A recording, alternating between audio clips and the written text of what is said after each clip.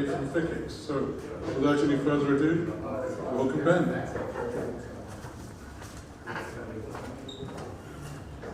Hello. Test 1, 2. No. Oh, that is better. Okay. It was the opposite of what I was expecting. Okay. Hello, everybody. My name is Ben Cartwright-Cox, as you can see. So this is a creative group collection for BGP tools. So if you haven't seen BGP tools before, BGP tools is a website where you can go and sort of real-time query the internet. Now, obviously, other tools like this exist. One of the nice things about this, well, I'll go through it now. So the two main focuses: one, usable data, and two, usable mobile interfaces. So if you go and look up an ASN, you can easily see like sort of mile-high view. So if you want to go and say, like, what are the upstreams, or what are the perceived upstreams of an ASN, you can go and quickly find out who their suppliers are. Likewise with the downstreams, what prefixes they operate, announce, or originate, technically. And also, you can go and see which of their prefix policies have similar. Hello? Does this better? Much better. Okay, cool. I'll do that then. So you can easily see if they operate like network islands or a coherent hearing policy, announcement policy. If you go into the, I'll go briefly through the tool first, and then I'll explain. Slides. Yeah. I'll go through the tool first, and then I'll explain how I'm doing group collection later. So if you go and type in a prefix, or go and look up a prefix, I try and get as much data out of that prefix as possible. For example, I will do forward DNS, so I can tell you what points into that prefix. So if you're looking at logs and you can't figure out what an IP address is, what that communications or that flow is doing, you might be able to throw into BGP tools, and BGP tools may be able to give you a host name, which will give you a better idea of what's going on. Likewise, I can do reverse DNS. I can do reverse DNS on IPv6 as well. The little icons there is decoding the MAC addresses inside the IPv6 addresses, so you can even try and figure out potentially what type of device it's speaking to. And then for IPv4 blocks, the site is doing IPv4 scanning, and you can get a nice idea of how populated an IPv4 block is, obviously with some exceptions for things like CGNAT, which won't respond to pings. If you prefer just a classic style interface like root views, or actually don't, just root views, then you can just SSH into BGP tools and get a standard root server interface. If that's not your thing, you can use the website too. You don't have the ability to SSH in your corporate network. And something new that I've been working on is much better internet exchange information. So for places where I am present on internet exchanges, I can tell if someone is on the root servers, and even better, if you go and click on the little root server green icon, you can go and see what they announce to root servers by default, which might be very helpful if you're trying to plan out a new deployment on an exchange, and you're curious on seeing what prefixes are being announced. Some ISPs don't announce at all to root servers. Some of them only announce, I guess, less important prefixes, and so you might need to go and follow up with extra clearing. That's a PDF. Okay, well, you don't get to see the nice GIF. The site also provides individualized looking glasses for the networks that feed it. It also provides potentially a RIPE Atlas integration if you are logged in, so you don't have to go and use the RIPE Atlas interface, which I find extraordinarily tedious. You can actually just go to their ASN page, throw in an IP address, hit request traceroute, and it starts streaming you out results straight away, or straight away as fast as RIPE Atlas can do it. And finally, and the most contentious one, BGP tools attempts to rank networks. It tries to rank networks in 4 ways. Peer counting, which is adjacencies effectively, like how many people are you peering with? That's the most fluffy of all of them. There's the AS code, which is what KIDA AS rank uses to rank networks. That's basically how many ASs are behind your AS. The idea being is that you are probably more important if there are more networks behind your network. There's an estimated eyeball population, which comes out of some fluffy ad data to try and figure out how many actual eyeballs live behind your network. This data, I've been told, is sort of okay, but the final top 3 can often be jumbled around. And then finally, domain records. If you want to go and figure out the country who's the biggest server supplier, you can go and rank them by that. Eyeball ranking specifically doesn't have numbers because the numbers are extraordinarily fluffy. Core points. So BGP tools was built basically out of frustration that I had with other tools, either not being real time or just not having moderation or accuracy to what I was expecting. The site basically updates in real time. A lot of focus of my time has been spent on if a change is made, I want it to show up on the site as soon as I can feasibly make it show up on the site. Spent a lot of time on Whois. You will never believe how hard it is to go and put a name to a network. Just extraordinarily difficult. I cannot recommend anyone ever try that. I provide an API to stop people from ever needing to do that. One of the things that you can do if you want accurate data on your rankings here, the P account, is feed BGP Tools data. Feeding BGP Tools is actually very easy.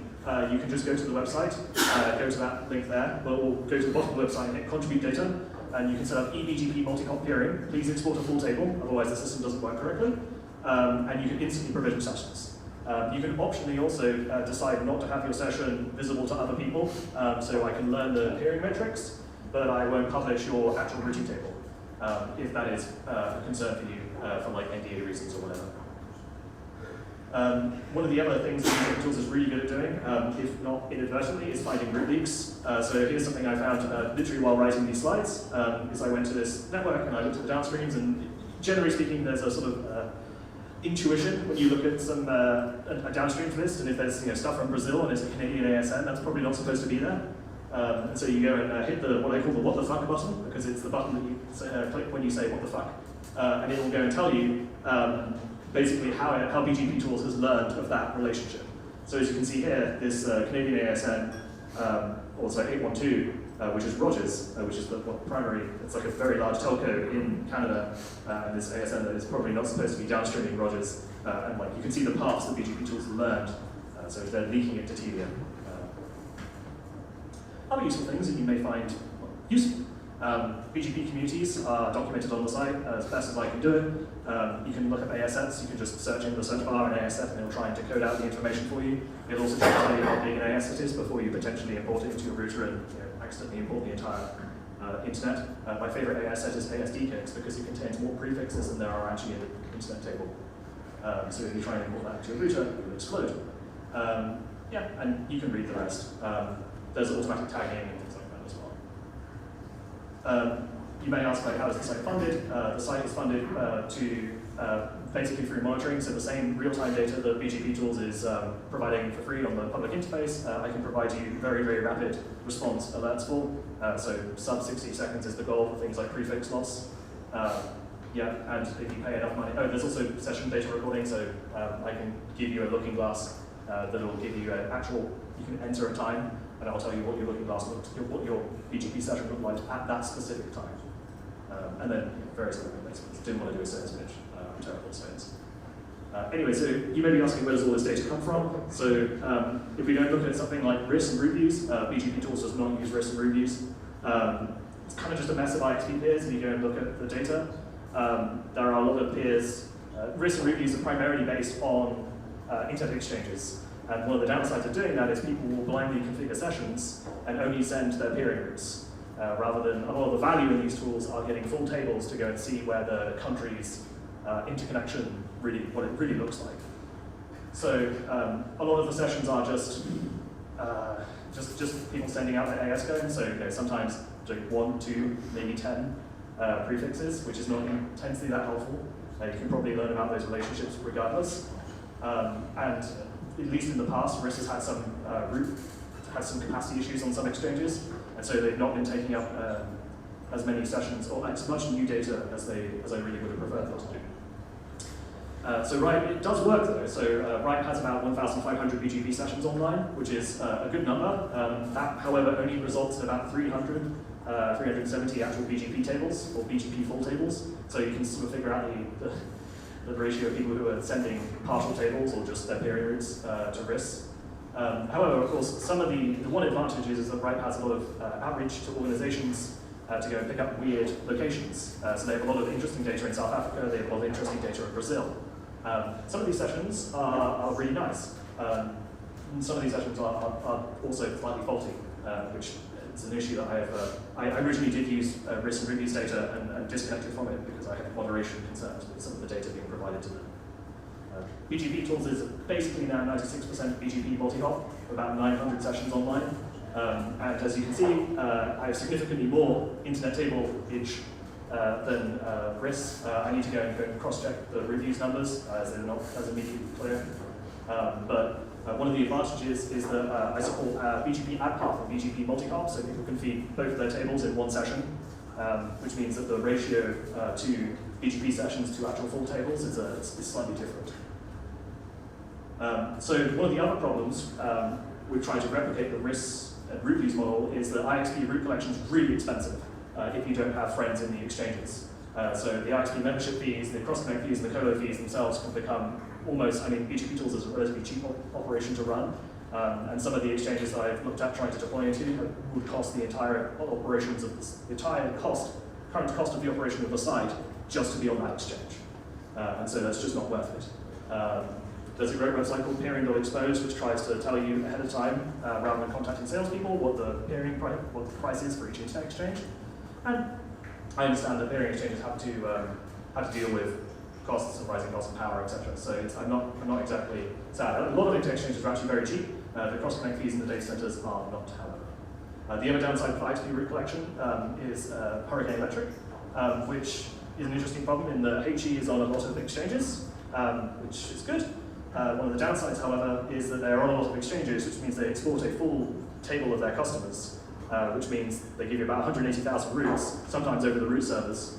And the downside of this is that because if you're feeding for people from an internet exchange and they are learning about HE on that exchange, they are probably going to give you those 180,000 routes right back to you. So they're masking away some of the really cool transit routes that were HE customers. So HE is a really interesting use case in that they are appearing victim of their own success to some degree, but it is something to account for because it does bias a lot of metrics. So I really want to be on exchanges because that's sometimes the only place where I can actually pick up feeding sessions for ISPs that I really like data from. So the quest is, what is the smallest, cheapest, probably most insane thing that you can ship to an ISP that is willing to put up with me? So I have this. So this is an SFP, except it's a bit longer. So this is a Linux box in an SFP. So this is great, right? So if we think about this, this is fantastic. So there's no cross-connect. The switch, the IXP pairing switch is the power supply, so I don't need to worry about that either. This thing conforms to the SFP MSA, so it's only 2 watts. So it's not that far away from... Is this the one from St. Petersburg, Russian one? Yes, it's getting to this. This is cheap. So this is only about $150 all in, and it's basically the same CPU power as an original Raspberry Pi. Which is very serviceable. It is also completely crazy. A lot of the exchanges that I have offered this to have basically gone, yeah, no. However, some of them have, a lot of the smaller ones are like, yeah, sure, who cares, as long as it doesn't break our switches, which I don't think it has. This is all fine. There is one serious problem, however, in that it is made by a company called PlumSpace. PlumSpace used to be based in Russia. They are now technically a Dubai company, but that may complicate your sanctions screening for procurement. And I am currently also having that exact same problem, as I am EU aligned. There are other solutions though. So this is a GPON optic. So there's an interesting class of devices called GPON with Mac optics, which is the best way I can describe them. They are GPON optics, but they also have Linux inside. So this thing is actually really cool outside of what the usage I'm about to do. So this is really cool because you can take in a GPON line and directly straight to a switch. So inside this thing is an ASIC. It also runs Linux. There's a web server inside and everything. And on the other side, it spits out PPPoE. So you can terminate a GPON line directly into a device with SFP ports. Really cool concept, but also it's really cool that you can just hack them. So this thing's a lot more lower level. So it's about 400 megahertz bits core, really not very fast. It's got a really tiny amount of RAM, so it requires you to get really creative with programming. You can use them as a generic Linux box. You have to do some kernel hacks inside of them if you're willing to get to that level, mostly around making sure they don't send RX loss to the switch so that you can't actually bring the link up. So this vendor is Leo Labs from Poland. They've been super helpful and super enthusiastic with my crazy demands around custom kernels and things like that. You can buy similar technology on the open market from Huawei, Nokia, and like Fiberstore. For about $80, they share they're all the same chipset design. In fact, they're literally all the same design. They have the same root password, which is great. You can just look that up online. They're about $80 an optic. You still have to do some of the kernel hacks. If you're willing to do some assembly hacking, you can fix this. Or you can just like try and solder off the RX signal. That works too. That is my other solution. But I'm still working on the. I got a basic burn-in test running. So you need to go and make sure that if you're going to give this to an internet exchange, it's going to last at least a few months because it's going to get really expensive to start shipping objects around if they don't work long term. So, actual IXP deployment preference tree for me. A lot of IXPs have virtual machine infrastructure that I'm more than willing to use if they have available to them.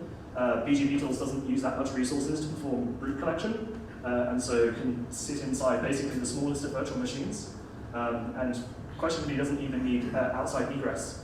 Depending on who's available on the exchange, I can do backhaul in other creative manners that is still within the ISP's memorandum of understanding. Those magic Linux optics are a second solution. I'm willing to ship those out. Still not quite got there yet. Still want to get confidence of 3 months of uptime on one of those things to make sure that it doesn't ruin my day when one of them crashes. And at worst, I will ship one new server around and probably pay for the power too. But obviously that's expensive, and my interest is keeping the operations as cheap as possible. A lot of the IXPs also have reseller programs that they're willing to take advantage of. You can find friendly people who are willing to do transport. A lot of downsides to this is that IXPs will also require you to be full members to use the reseller schemes. So 50-50, you still need to go and negotiate with those IXPs to potentially waive the reseller fee.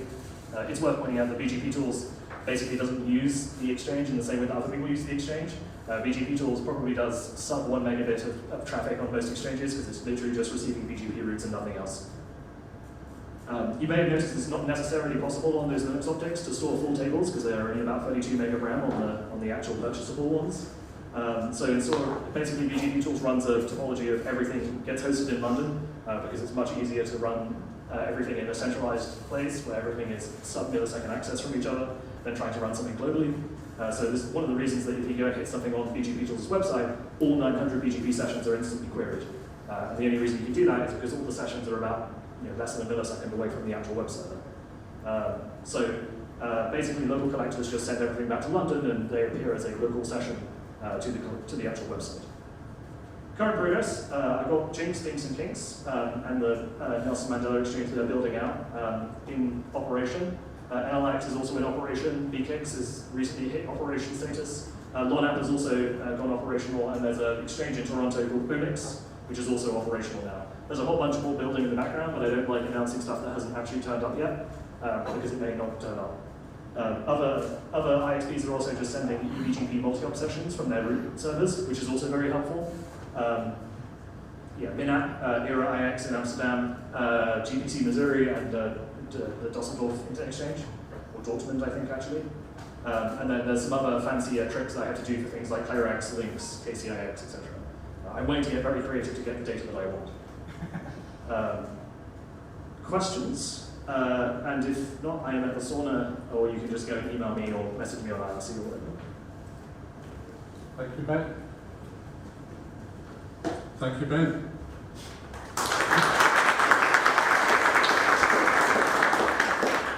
Do we have any questions?